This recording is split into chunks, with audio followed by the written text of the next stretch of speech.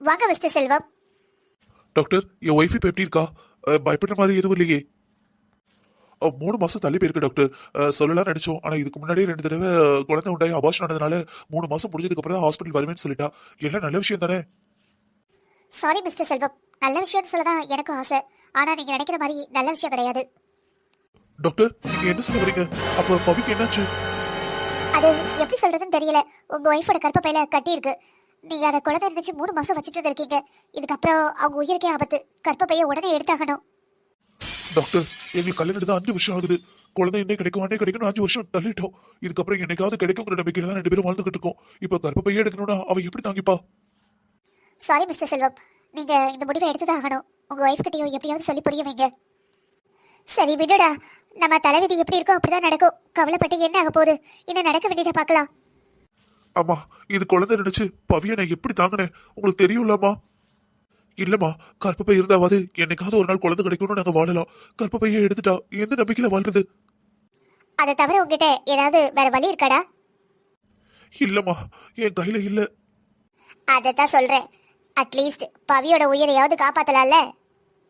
ஆமாமா, நீங்க சொல்றது கரெக்ட் தான். அதெல்லாம் சரிம்மா. ஆனா பவிக்கு தெரியாம அவளோட கர்ப்பப்பையை ரிமூவ் பண்ணுங்கிறதா என்னால ஏத்துக்கவே முடியலம்மா. இப்ப இருக்க நிலைமையில நீ எல்லாத்தையும் சொன்னாலும் பவி எதுக்குமே ஒத்துக்க போறதில்ல. கண்டிப்பா கர்ப்பப்பை எடுக்க சம்மதிக்க மாட்டா. அதுக்கப்புறம் அவளை உயிரோட நீ பார்க்க முடியாது. உனக்கு அதுதான் வேணுமா? சோதனையான காலத்துலதான் விவேகமா யோசிக்கணும். யோசிச்சு பாரு. இல்லம்மா, இதை செஞ்சுதான் ஆகணும் பவிக்கு தெரியாம. ஆனா இது பவிக்கு தெரிஞ்சா? என்னடா பவி பவின்னு இருக்க? என்னோட வாரிசு உன்னோட முடியுது. வயசான காலத்துல நானே இதை ஏத்துக்கிட்டேன். குறைஞ்சது மருமகளாவது உயிரோட இருப்பாளேன்னு. மனச ஒரு தடமான முடிவு கொண்டு வா. எனக்கும் வாரிசு வேணும்னு ஆசையா தான் இருக்கு. ஆனா என்ன பண்றது? இப்போதைக்கு பவியை காப்பாத்துவோம். மத்ததை அப்புறம் பாப்போம். இங்க பாரு பவி, சொல்றது கொஞ்சம் கேளு. நீங்க சொன்னதெல்லாம் நான் கேட்டது போதும். நீங்க சொன்னது போதும். நான் தலையை ஆட்டினது போதும். யாரு வேணா துரோகம் பண்ணலாம். நீங்க எனக்கு துரோகம் பண்ணலாமா? இல்ல பவி, நான் என்ன சொல்ல வரேன்னா, டாக்டர் கர்ப்பப்பை எடுக்கலனா உன்னை காப்பாற்ற முடியாதுன்னு சொல்லிட்டாரு. பிறக்காத குழந்தைக்காக உன்னை எப்படி என்னால விட்டு கொடுக்க முடியும்? ஆமாமா, அது குழந்தை இருந்தா கூட கொஞ்சம் யோசிக்கலாம். உள்ள இருந்தது வெறும் கட்டிமா. என்னை எதுக்கு காப்பாத்துனீங்க? அப்படியே என்னை விட்டுருக்க வேண்டியதானே? உங்க குடும்பத்துக்கு ஒரு வாரிசை கொடுக்க முடியாம ஆயிட்டேன். இதுக்கப்புறம் உயிரோட இருந்து நான் என்ன பண்ண போறேன்? பவி, ஏன் பவிட்டு பேசுற? உன்னை யாராவது ஏதாவது சொன்னாங்களா? நானோ எங்க அம்மாவோ ஏதாவது சொல்ல போறோமா? எங்களுக்கு நீ மட்டும் போதும் பவி. பவி கண்ணு, எப்படிமா இருக்க? இருக்கேன் சித்தி. நீங்க எப்படி இருக்கீங்க? என்னாச்சுமா? ஏதோ ஆப்ரேஷன் நடந்தது. நாங்க வீட்டுக்கு பார்க்க வரலான்னு நினைச்சேன். அப்புறம் ஒவ்வொருத்தரா வீட்டுக்கு பார்க்க வந்து இன்னும் உன்னை கஷ்டப்படுத்த வேண்டாமேன்னு தான் அப்படியே விட்டுட்டேன். இப்போ உடம்புக்கு பரவாயில்லையாமா? உடம்புக்கு என்ன சித்தி? இந்த உடம்புக்கு இன்னும் என்ன வந்தாதான் என்ன? என்னம்மா இப்படி விரக்தியா பேசுற? எனக்கே ஒரு மாதிரி இருக்கு. எல்லாம் சரியாயிடும்மா. தலைவலி காய்ச்சல்னா சரியாயிடும்னு மருந்து மாத்திரை போடலாம். குழந்தை இல்லைன்னு ஹாஸ்பிட்டல் போனா கர்ப்பப்பையே எடுத்துட்டாங்க. இதுக்கப்புறம் என்ன சரியாகும் சித்தி? என்ன பேசுற பவி? நீ எந்த காலத்துல இருக்க? படிச்ச பிள்ளை தானே. அந்த காலத்துல குழந்தை இல்லைன்னா கடைசி வரைக்கும் குழந்தை இல்லாமலேயே மலடி மலடின்னு சொல்லுவாங்க. இந்த காலத்துல அப்படி இல்லை. 1000 முறை இருக்கு பாரு. நீயே போய் ஒரு குழந்தைய தத்தெடுத்துக்கலாம். இல்லைன்னா உன் புருஷன்ட்டு சொல்லி இந்த வாடகை தாயி அது இதுங்கிறாங்கல்ல, அந்த முறையில ஒரு குழந்தை பெற்றுக்க வேண்டியதானே? சித்தி என்ன சொல்றீங்க? ஆமாம்மா, உங்களுக்கு ஓகேனா நீயும் உன் புருஷனும் போயிட்டு அனாத ஆசிரமத்தில் ஏதாவது குழந்தைய தத்தெடுத்துக்கோங்க. ஆம்பளை பிள்ளையோ பொம்பளை பிள்ளையோ நிறைய குழந்தைங்க இருக்கு. உங்களுக்கு எந்த குழந்தை வேணுமோ அதை தத்தெடுத்துக்கலாம். லீகலாக எந்த பிரச்சனையும் வராது. இல்லை என் புருஷனோட ரத்தம் தான் வேணும், எங்கள் பிள்ளையா இருக்கணும் அப்படின்னு நினச்சோன்னா ஒரு வாடகை தாயை அரேஞ்ச் பண்ணிடுங்க. சித்தி அதெல்லாம் சரியா வருமா சித்தி? பின்னாடி ஏதாவது பிரச்சனை வந்ததுன்னா? என்ன பேசுற? இப்ப பாத்தியா, நயன்தாராவும் விக்னேஷ் சிவனும் அழகா 2 ஆம்பளை பிள்ளைங்களை பெற்றிருக்காங்க. வாடகை தாய் மூலமா தானே. என்ன பிரச்சனை வந்திருக்கு? இவங்க நல்ல ஒரு பாப்புலரான ஆளுங்கனால நம்ம எல்லாருக்கும் தெரியுது. இந்த மாதிரி நிறைய குடும்பத்துல இருக்கு. அதெல்லாம் ஒன்றும் பிரச்சனை இல்லை. சில பேருக்கு உடம்பு ஒத்து வராது, சில பேருக்கு வயசாயிடும், சில பேருக்கு கிடைக்காதுங்கிறப்ப இந்த மாதிரி பெற்றுக்க வேண்டியதான். இல்லை என்னம்மா தப்பு இருக்கு? அது மட்டும் இல்லாம இது சட்டப்படி அவங்க அக்ரிமெண்ட் மாதிரி போட்டுருவாங்க. நீ யாருன்னு அவங்களுக்கு தெரியாது, அவங்க யாருன்னு உனக்கு தெரியாது. நாளைக்கு என்ன பிரச்சனை வரப்போகுது? உனக்கு 25 வயசு தான் ஆகுது. இன்னும் வாழ்றதுக்கு எவ்வளவு காலம் இருக்கு? சீக்கிரமா ஏதாவது ஒரு முடிவு பண்ணி ஏதாவது ஒன்று பாருங்க. குழந்தை கண்டிப்பா கிடைக்கும். மனசை விட்டுறாது, சரியா? சரிங்க சித்தி, ரொம்ப கவலையோட வந்தேன். உங்கள்கிட்ட பேசுனது மனசுக்கு சந்தோஷமா இருக்கு. நான் போய் வீட்டில் பேசுறேன் சித்தி. சரிம்மா, சரி வீட்டில் பேசுன்னு நான் போயிட்டு வரட்டா? ஏதோ நல்ல விஷயம் நடந்ததுன்னா எனக்கு ஃபோன் பண்ணு, சரியா? ஆ, கண்டிப்பா சித்தி. என்ன பவி, கோயிலுக்கு போயிட்டு வந்துட்டியா? ஆமாங்க, இப்பதான் வந்தேன். என்ன ரொம்ப நாளைக்கு அப்புறம் சந்தோஷமா இருக்கிற மாதிரி இருக்கு. இப்பதான் எனக்கு நிம்மதியா இருக்கு. அது வந்துங்க, கோயில்ல எங்க சித்தி ஒருத்தவங்களை பார்த்தேன். சரி அது இருக்கட்டும், நீங்க கொஞ்சம் சீக்கிரமா கிளம்புங்க, வெளியே போயிட்டு வந்துடலாம். எங்க போனோம்? இல்லைங்க, பக்கத்துல அனாதாசிரமம் ஏதாவது இருக்கான்னு பார்த்துட்டு வரலாம். அப்படி இருந்ததுன்னா நமக்கு பிடிச்ச ஒரு குழந்தைய தத்தெடுத்துக்கலாம். எதுக்கு பவி, எதுக்கு இவ்வளவு அவசரப்படுற? ஏங்க, அவசரப்படுறதுக்கு என்னங்க இருக்கு? இவ்வளவு நாளும் குழந்தை இன்னைக்கு கிடைக்கும் நாளைக்கு கிடைக்கும்னு காத்திருந்தோம். இப்பதான் கற்ப பைய எடுத்தாச்சே. இன்னும் ஏன் மூலமா உங்களுக்கு குழந்தை கிடைக்க போறது இல்லைங்க. நமக்குன்னு குழந்தை வேண்டாமா?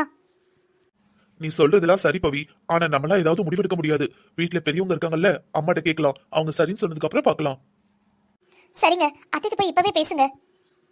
என்ன பவி சொல்ற? எடுத்தும் கௌத்தோன்னு எப்படி பேச முடியும்? கொஞ்சம் நான் ப்ரிப்பேர் ஆக வேண்டாமா? ஏங்க, நம்ம என்ன கொலை குத்தமா பண்ண போறோம்? குழந்தை தத்தெடுக்க போறோம், அவ்வளவுதானே. நீங்க சொன்னா அவங்களும் சந்தோஷப்படுவாங்க.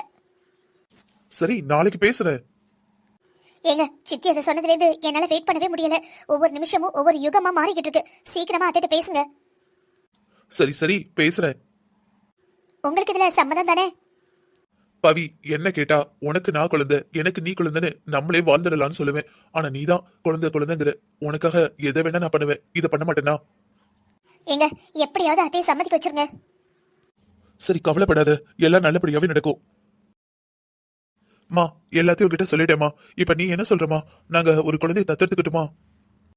டேய், நீங்க சொல்றதை கேட்க நல்லாதான் இருக்கு. ஆனா நாளைக்கு ஏதாவது ஒரு பிரச்சனைன்னு வந்தா என்னடா பண்றது? மா, ஒரு பிரச்சனையும் வராதுமா. இப்பெல்லாம் எல்லாத்தையும் சட்டப்படியே நம்ம பண்ணி முடிச்சுடலாம். சரிடா, சட்டம் பேப்பர்ல மட்டும்தான் இருக்கும், பாசத்துல வராது.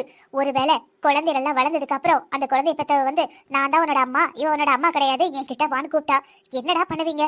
பிள்ளை மேல பாசத்தை வச்சுட்டா பிள்ளைய மறக்க முடியுமா? பின்ன அவங்க பயமுறுத்துறதுக்கு, அவங்க மிரட்டுறதுக்கு நம்ம அடிபணிய வேண்டி வரும். எல்லாம் சரியா வராதுடா. வாசல்வி, உங்க அண்ணன் சொல்றதுல கேட்டுக்கிட்டு இருந்திருப்ப. அண்ணே, அவங்க ஏதோ வருத்தத்துல சொல்றாங்க, அதெல்லாம் சரியா வராதுனே. யாரோ ஒருத்தவங்க பெத்து கொடுக்குற பிள்ளைய போய் எப்படி அண்ணன் பிள்ளை நான் கொஞ்சம் முடியும்? இங்க பாருமா, எனக்கு பவி முக்கியம். பவியோட சந்தோஷம் தான் முக்கியமா. அவ குழந்தை தத்தெடுக்கணும்னு ஆசைப்படுறா. ஒண்ணு குழந்தைய தத்தெடுத்துக்கணும், இல்லனா வடக தாய்முறை தான் பார்க்கணும். அண்ணே, நான் சொல்ல சொல்ல கேட்காம உன் பாட்டுக்கு பேசிக்கிட்டே இருக்க. இங்க பாரு பவி, பெரியவங்க பேசிட்டு இருக்கோம்ல, கொஞ்சம் அமைதியா இரு. எனக்கு என்ன, பின்னாடி நீ கஷ்டப்படுவியேன்னு யோசிச்சு சொன்னேன். அதுக்கப்புறம் உன் இஷ்டம். உன்னோட கவலை எனக்கு புரியுது செல்வி, ஆனா கவலைப்படாத. இப்பெல்லாம் அழகா குழந்தைய பெத்து கையில கொடுத்துட்டு பணத்தை வாங்கிட்டு போயிட்டே இருக்காங்க. இது ஒரு பிசினஸா மாறிடுச்சு. அவங்க உட்காந்து பாசம் பந்தம் சொந்தம் எல்லாம் கெஞ்சிட்டு இருக்க மாட்டாங்க. ஏன்னா ஒரு ஒரு ஒரு பொம்பளையே ஒரு 2-3 குழந்தைங்க இடத்துல வாடகை தாயா இருக்காங்கன்னு கேள்விப்பட்டிருக்கேன். அப்ப எல்லா வீட்லயும் போய் அவங்க நிக்க முடியுமா? யோசிச்சு சொல்லு. டேய், என்னடா சொல்ல வர? மா, எனக்கு பவி ரொம்ப முக்கியமா. அவ கவலைப்படுறதையும் அழுதுகிட்டு இருக்கிறதையும் பார்த்துட்டு என்னால சும்மா இருக்க முடியாதுமா. எனக்கு இதுதான் நல்ல வழின்னு தோணுது. இதை தவிர உன்ட்ட ஏதாவது ஒரு நல்ல வழி இருந்ததுன்னா நீ சொல்லு. சரிடா, நான் யோசிச்சு சொல்றேன், நீ போ. ஏமா, அண்ணன் தான் மூளை இல்லாம பேசுறா, நீங்க மண்டே மண்டே ஆட்டிக்கிட்டு இருக்க. யாரோ ஒருத்தி பெத்து கொடுக்குற பிள்ளைய எப்படிமா வீட்டு வாரிசை ஏத்துக்க முடியும்? அது மட்டும் இல்லாம பெத்து கொடுக்குறவங்க மேல பின்னாடி அந்த பிள்ளைக்கு பாசம் வந்துட்டுனா நம்ம சொத்து பத்து எல்லாம் அந்த பிள்ளை கிட்ட போயிரும். அந்த பிள்ளை அவங்க அம்மா கிட்ட போயிட்டுனா அப்புறம் நம்ம அண்ணன் என்னமா செய்வான்? வயசு இருக்கும்போது அந்த பிள்ளைய கஷ்டப்பட்டு வளர்ப்பான். வயசானதுக்கு அப்புறம் இவ எங்க அம்மா இல்ல, அவதான் எங்க அம்மா, அந்த பிள்ளை போயிட்டுனா என்னமா பண்றது? எல்லாத்தையும் நம்ம யோசிக்கணும்ல. எதுக்கு எல்லாத்தையும் தப்பாவே யோசிக்கிற? எல்லாம் நல்லபடியாவே நடக்கும், நம்பு. சரி விடு, நான் பாத்துக்கிறேன். ஆமா, நீ என்னைக்கு எனக்கு சப்போர்ட்டா பேசியிருக்க, அவனுக்கு தான் சப்போர்ட்டா பேசுவேன். என்னவோ செய்யுங்க, எனக்கு என்ன. எங்க அப்பா கஷ்டப்பட்டு சொத்து சேர்த்து வச்சுட்டு போயிருக்காரு. இது அனாத ஆசிரமத்திலேருந்து வர்ற பிள்ளையோ இல்லை எவ வயிற்றுலேருந்து வர்ற பிள்ளையோ அனுபவிக்க போகுது. செல்வி, நில்லு. என்னம்மா? யாரு வயிற்றுலேருந்தோ பிறந்தா கூட அது உங்க அண்ணன் பிள்ளைதான். இன்னொரு தடவை என் முன்னாடி இப்படி பேசாத. சாரிம்மா. டாக்டர், எங்க வீட்டுல எல்லாரும் சம்மதம் தெரிவிச்சிட்டாங்க. ட்ரீட்மெண்ட் எப்போ வச்சுக்கலாம்? இங்க பாருங்க, பொண்ணு எல்லாம் செலக்ட் பண்ணியாச்சு, அமௌண்ட்டும் பேசியாச்சு. குழந்தை பிறந்தோன்னு உங்க கையில கொடுத்துட்டு அவங்க போய்கிட்டே இருப்பாங்க. டாக்டர், நான் எவ்வளவு பணம் கட்டணும்? இங்க பாருங்க செல்வம், 5 லட்ச ரூபாய் நீங்க கட்ட வேண்டியிருக்கும். எதுக்குன்னா 3 லட்ச ரூபாய் அந்த லேடிக்கு, 2 லட்ச ரூபாய் அவங்களுக்கு ஒரு வீடு பார்த்து உங்க குழந்தை ஆரோக்கியமா வளர்றதுக்கு, அவங்களுக்கு தேவையான எல்லா வசதிகளையும் பண்ணி கொடுக்கறதுக்கும், அவங்களோட சாப்பாடு செலவுக்கும். டெலிவரி செலவையும் நீங்க தான் ஏத்துக்கணும். அது ஒன்றும் பிரச்சனை இல்லை டாக்டர். ஆனா பின்னாடி எதுவும் பிரச்சனை வந்துடாதே. குழந்தை கொஞ்சம் வளர்ந்ததுக்கு அப்புறம் என் குழந்தைய திருப்பி கொடுங்கன்னு வந்து கேட்க மாட்டாங்களே? கேட்க மாட்டாங்க, அதை பத்தி நீங்க கவலைப்படாதீங்க. பவி, நாளைக்கு ட்ரீட்மெண்ட் ஆரம்பிக்கிறாங்க. காலையில என்ன ஹாஸ்பிட்டல் வர சொல்லியிருக்காங்க. உனக்கு சந்தோஷம் தானே? எங்க நானும் கூட வரட்டுமா? இல்ல பவி, நான் மட்டும் தான் போறேன். நீ கொஞ்சம் சம்மந்தமே இல்லாத மாதிரி இருந்துக்கோ. ஏன்னா தெரிஞ்சு தெரியாமலும் கூட அந்த பொண்ணை நீ பாத்திரக்கூடாதுல்ல. ஏன் ஈவன் நானே பார்க்க கூடாதுன்னு தான் நினைக்கிறேன். வரப்போற குழந்தை முழுசா உனக்கும் எனக்கும் மட்டுமே குழந்தையா இருக்கணும். நம்ம 2 பேர் மட்டும்தான் அதோட அம்மா அப்பாவா இருக்கணும். சரிங்க, நான் சொல்லி நீங்க எல்லாம் சம்மதிச்சு நாளைக்கு நடக்க ஆரம்பிக்க போகுது. எண்ணி 10 மாசத்துல நான் அம்மா ஆக போறேன். சந்தோஷம் தானே? ஐ லவ் யூங்க. ஐ லவ் யூ செல்லம்மா. இங்க பாருங்க ராஜி, உங்ககிட்ட நான் எல்லாத்தையும் சொல்லிட்டேன். இது எல்லாத்துக்கும் உங்களுக்கு சம்மதம் தானே? Yes doctor. குழந்தை பிறந்த உடனே நீங்க தாராளமா அந்த பொண்ணு கையில கொடுத்துடலாம். நான் யாருன்னு உங்களுக்கு தெரிய வேண்டாம், அவங்க யாருன்னு எனக்கு தெரிய வேண்டாம். ராஜி, நீங்க இன்னைக்கு அட்மிட் ஆயிடுங்க. இன்னும் 2 நாள்ல உங்களுக்கு குழந்தை பிறந்துடும். சரிங்க டாக்டர், ஆனா எனக்கு கொஞ்சம் பயமா இருக்கு. கவலைப்படாதீங்க, எல்லாம் நல்லபடியா நடக்கும். என்னடா பவி நினைச்சீரா? மா, என் பொண்ணு வந்தாலும் வந்தா அவ எனக்கு கண்டுக்கவே மாட்டேங்கிறா. அம்மாவும் பொண்ணும் கொஞ்சி தள்ளுறாங்க. எப்படியோ சந்தோஷமா இருந்தா சரி. ஆரிரு ஆராரிரு தங்கமி கண்ணுரங்கு தாலிலு ஆராரிரு என் தங்கமி கண்ணுரங்கு. ஆ, என்ன நடக்குது? ஏங்க சத்தம் போட்டு பேசாதீங்க, பாப்பா எழுந்துக்க போறா. சரிதானே, நீ தான் என்ன தேடவே மாட்டேங்கிற. நீ என்ன பண்றேன்னு பாத்துட்டு போலான்னு வந்தா பேசக்கூட செய்யக்கூடாதா? அம்மா தாயே, நிக்கலாமா இல்ல ரூம்குள்ளே வரக்கூடாதா? ஷ், அமைதியா இருங்க, பொண்ணு எழுந்துக்க போறா. ஏங்க இவ என்னன்னு தெரியல, பாலி குடிக்க மாட்டேங்கிறா. பவுடர் மிஸ்டேக்கா என்ன ஏதுன்னு தெரியல. டாக்டர்கிட்ட ஒரு தடவை ஃபோன் பண்ணி கேக்குறீங்களா? மேலும் காயுது. சரி, நான் இப்பவே கேக்குறேன். செல்வம், உங்க பேபி செக் பண்ணதுல பேபி ரொம்ப வெயிட் கம்மியா இருக்கு. அது மட்டும் இல்லாம அதுக்கு தேவையான நியூட்ரியன்ஸ் எதுவுமே கிடைக்கல. இப்ப பேபி ஒரு பிலோ 3 months இருக்கிறதுனால நம்ம எதுவுமே பண்ண முடியாது. என்னோட சஜஷன் என்னன்னா, அந்த பொண்ணுகிட்டயே ஃபீடிங் பண்றீங்களான்னு கேட்கலாமான்னு நினைக்கிறேன். நீங்க என்ன நினைக்கிறீங்க? டாக்டர், அது எப்படி நம்ம கேட்க முடியும்? அதான் அக்ரிமெண்ட்ல போட்டிருக்கே, டெலிவரி ஆனதுக்கு அப்புறம் அந்த குழந்தைய அவங்க நம்ம கையில கொடுத்துட்டு போயிடுவாங்க. அதுக்கப்புறம் எந்த ஒரு சம்மந்தமும் இருக்காதுன்னு. பின்ன எப்படி நம்ம கேட்க முடியும்? சட்டப்படி ரூல்ஸ் படி கேட்க முடியாது. ஆனா ஒரு ஃபீலிங்ஸோட மனித தர்மத்தோட ஒரு உதவியா பண்ண முடியுமா நான் கேட்டு பாக்குறேன். அது சரியா வருமா டாக்டர்? அவங்க எங்க வீட்டுல பாத்துட்டாங்கன்னா அது நல்லா இருக்காதுல்ல?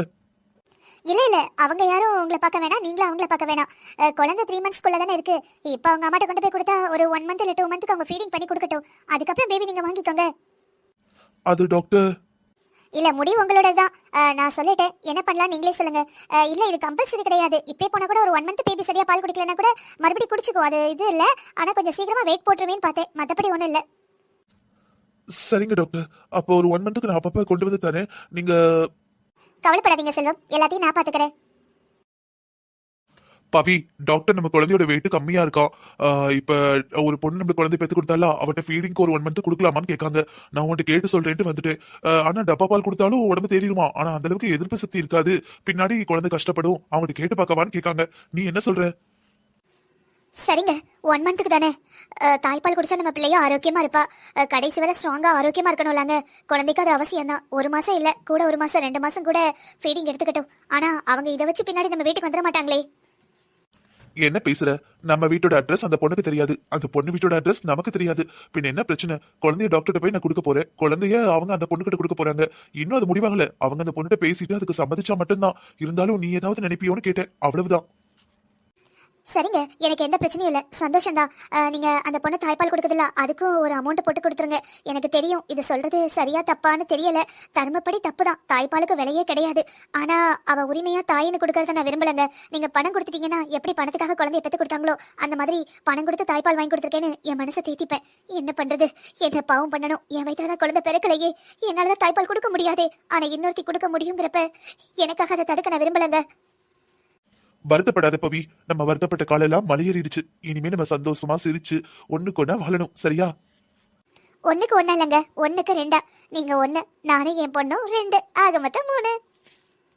சரிங்க மேடம். இன்னும் கொஞ்சம் நாள்ல நம்ம பொண்ணு வந்து சொல்ல ஆரம்பிச்சிருவா. அப்ப சரிங்க சின்ன மேடம்னு சொல்லுவேன். பவி, உன் குழந்தை ரொம்ப அழகா இருக்காமா, உன்ன மாதிரியே. அப்படியா? என்னம்மா, உன் குழந்தை உன்ன மாதிரி அழகா இருக்கான்னு சொல்ற, நீ அப்படியான்னு கேக்குற? இல்ல சித்தி, அவ என் வயித்துல பிறந்திருந்தா நீங்க சொல்றது சரியா இருந்திருக்கும். ஆனா அவ எப்படி என்ன மாதிரி இருக்க முடியும்? சாரிம்மா, நான் உன்னை காயப்படுத்தணும்னு சொல்லல, உன்ன மாதிரி அழகா இருக்கான்னு சொன்னேம்மா. சரி விடு. அப்புறம் வேற என்ன? என்ன ராஜி, எப்படி இருக்க? நல்லா இருக்கேன் அத்தை. என்ன ஒல்லியா இருந்த, திடீர்னு பப்ளி மாஸ் மாதிரி பல பலன்னு ஆயிட்ட? போங்க அத்தை, உங்களுக்கு எப்பவுமே குசும்புதான். சரி ராஜி, நீ நம்ம செல்வம் பையங்கிற மாதிரி பொண்ணை பார்க்க போனியா? எந்த செல்வம்? ஏய், தெரியாதமா நடிக்காத. அதான் உங்க அத்தை பையன் செல்வம். அவனுக்கு பொம்பளை பிள்ளை பிறந்திருக்குல்ல, பார்க்க போனியா போலையா? அப்படியா? எனக்கு தெரியாத அத்தை. பெண் குழந்தை பிறந்திருக்கா. பாவம், ரொம்ப நாளா குழந்தை இல்லாம இருந்தாங்க, இப்பவாது கிடைச்சிருக்கே, ரொம்ப சந்தோஷம். ஆமாம்மா, ரொம்ப நாளா குழந்தை இல்லை. அப்புறம் அந்த பிள்ளைக்கு கர்ப்பப்பைய வேற எடுத்துட்டாங்க, கட்டி இருக்குன்னு. இப்போ ஏதோ வாடகை தாய் முறை மூலமா குழந்தை பெற்றிருக்கலாம். குழந்தை அவ்வளோ அழகா இருக்குமா. என்ன சொல்றீங்க? வாடகை தாய் முறை மூலமாவா? செல்வம் அம்மாவுக்கா? ஏட்டி என்ன 2 பேர் கோயிலுக்கு வந்துட்டு என்ன பேசிட்டு இருக்கீங்க? வாங்கக்கா, நான் இந்த இவள ராஜியை பார்த்தனா அதான் பேசிக்கிட்டு இருக்கேன். உங்க வீட்டுக்கு பார்க்க வந்திருந்தோம்ல, செல்வம்மாவா? பார்க்க எங்கேயோ பார்த்த மாதிரி இருக்கேன்னு யோசிச்சுக்கிட்டு இருந்தேன். நம்ம ராஜியை தான் உரிச்சு வச்சிருக்கு. நீ கவனிச்சியா கவனிக்கலையா? ஆமா, இவ்வளவு நாள் நானும் யோசிச்சனே, இந்த முகத்தை எங்கேயோ பார்த்த மாதிரி இருக்கேன்னு. நம்ம பையனை மாதிரி இல்ல, முழுக்க முழுக்க ராஜ்ய மாதிரிலாம் இருக்கு. என்ன அத்தையும் மருமகளும் பேசாம நிக்கீங்க? நான் மட்டும் லொடலொடன் பேசிட்டு இருக்கேன். 2 பேரும் பேசுவீங்களா பேச மாட்டீங்களா? ஆமாட்டி, இப்ப இருக்க பிள்ளைகளுக்கு அத்தை வாங்கன்னு கேட்டா பல்லு உதிர்ந்து போயிரும்ல, கேட்க மாட்டாவே, நம்ம தான் கேட்கணும். வாமா ராஜி, கோயிலுக்கு வந்தியா? சாரி அத்தை, ரொம்ப வருஷம் கழிச்சு பாக்குறேனா, என்ன பேசுறதுன்னு தெரியாம அப்படியே நின்னுட்டேன். எப்படி இருக்கீங்க? நல்லா இருக்கேன்.